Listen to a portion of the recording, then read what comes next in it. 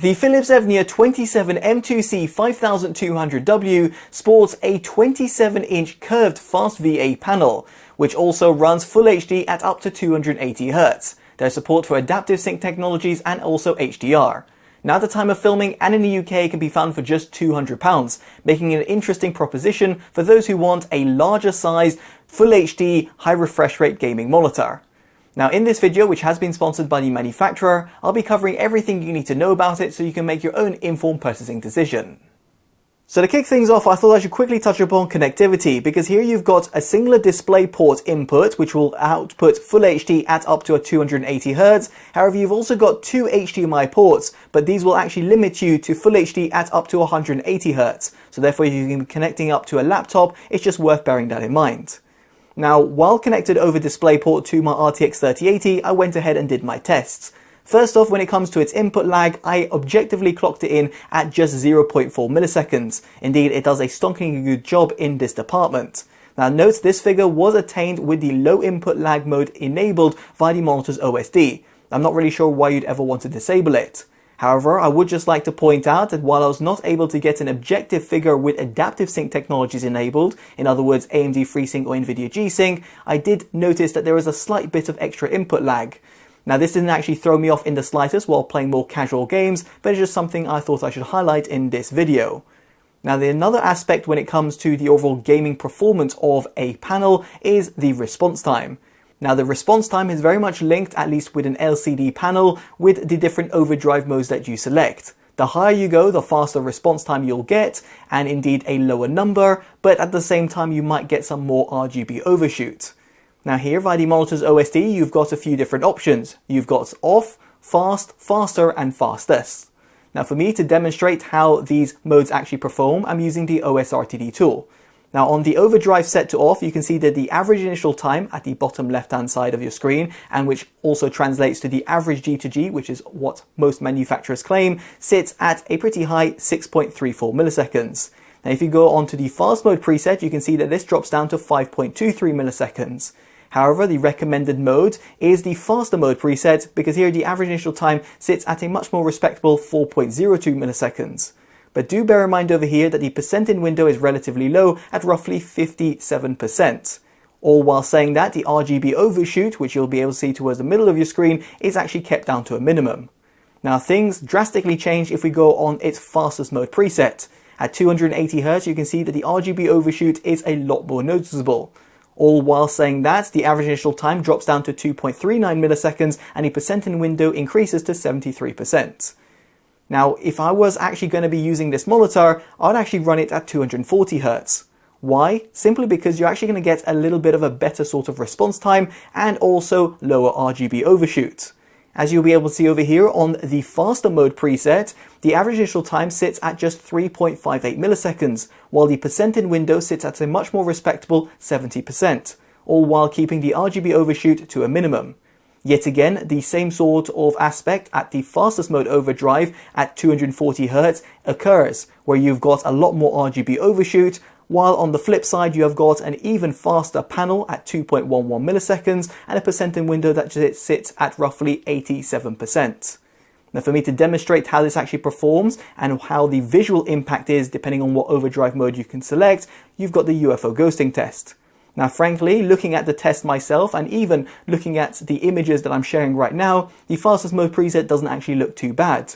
However, I can safely say that while looking at the monitor in person, or even looking at the UFO ghosting test with my own eyes and tracking the UFOs, I can say that there is a lot more inverse ghosting on the fastest mode presets. Now within these screens, I would also just like to highlight that the VA smearing has been kept down to a minimum, which is certainly impressive and very much appreciated for gamers alike. Now elsewhere, there is also MBR, which stands for Motion Blur Reduction. This effectively clears up the image at the expense of the overall brightness figures that you'll be able to attain. Thankfully over here, the MBR levels can be tuned with the different overdrive modes, so therefore they're independent from one another. And in my case, I tested MBR with the fastest mode preset. Here you can see that the UFO becomes a lot clearer and therefore might be something suitable for those people who are hardcore competitive gamers and just want some extra bit of clarity from this curved VA panel. Now on that notion, I should point out that MBR cannot be used simultaneously with adaptive sync technologies. It's not something that I would be overly worried about, but just something I thought I should highlight in this video. Now, this actually perfectly brings me onto AMD FreeSync and Nvidia G-Sync. Now, in my case, I've got an RTX 3080, and when connected over DisplayPort, I was able to run the Nvidia Pendulum demo. I didn't encounter any sort of flickering or any black screen issues, which is certainly appreciated. Now, there is also HDR as well. The monitor does not have any sort of display HDR certifications due to the peak brightness sitting at roughly 300 nits. As such, HDR should only be used sparingly. It might be quite handy, for example, for those who have a console, or of course if you're connecting up, let's say, a Blu-ray player. But if you're just going to be using this monitor while gaming, I would actually normally suggest running the monitor in SDR, purely because you'll have more controls in terms of the colors and how the monitor actually behaves. With that said, it is actually appreciated that you have got a few different HDR modes that you can select via the monitor's OSD, and furthermore that you have also got full brightness controls in every single mode. So the gaming section out of the way, let's talk about the overall image quality. As a reminder, you've got a 27-inch curved VA panel that runs Full HD at up to 280Hz. You've also got a matte coating to it. Now, 3D Monitor's OSD, you've actually got a dedicated sRGB mode, and you've also got full brightness controls, which is certainly appreciated. Now, in said mode, I had its gamut coverage tested at 89% and its gamut volume at 93.3%. You can see below how it compares to the sRGB standard. Its average delta-E sits at 1.64, with the maximum sitting at 3.21. As for its tested contrast ratio, it clocked in at a whopping 4111 to 1. Its measured white point was actually not too far off the 6504 Kelvin target at 6208 Kelvin at 100%. Equally, its gamma curve is not too far off the 2.2 standard. Now, if you're not going to be editing any sort of photos or video grading and using the sRGB color space, you might actually want to unlock the wider color gamut of this monitor. And indeed, via the standard mode preset, you'll be able to see over here that the gamut coverage and the gamut volumes have been positively affected. Now, concentrating on the DCI-P3 color space, I had it tested with its gamma coverage of 81.6% and its gamma volume of 89.8%. Below you can see how it compares to said standard. The average delta-E is 3.3 with a maximum of 11.84. So therefore you won't want to be doing any sort of serious imaging editing work in the DCI-P3 color space. Now, the tested contrast ratio does not change, while the measured white point does actually slightly shift at 6204 Kelvin at 100%. As for its gamma curve, it's actually relatively close to the 2.6 standard, which was set via the monitor's OSD and is what is required for the DCI-P3 color space. Now, one thing I would just like to highlight, however, is that in the standard mode preset, I did notice that the correlated color temperature was actually a little bit AWOL, as you'll be able to see from this graph. Nonetheless, as I've already established, the color performance in the standard mode preset in comparison to the DCI-P3 color space is not accurate. But if you're just going to be gaming or indeed just consuming any sort of movies, it will certainly suffice and you won't have any problems while you're actually looking at the monitor.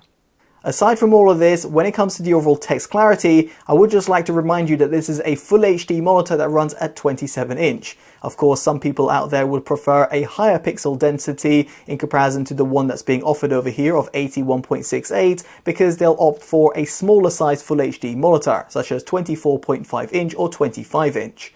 Nonetheless, the overall text clarity while looking at the monitor in person is a non-issue.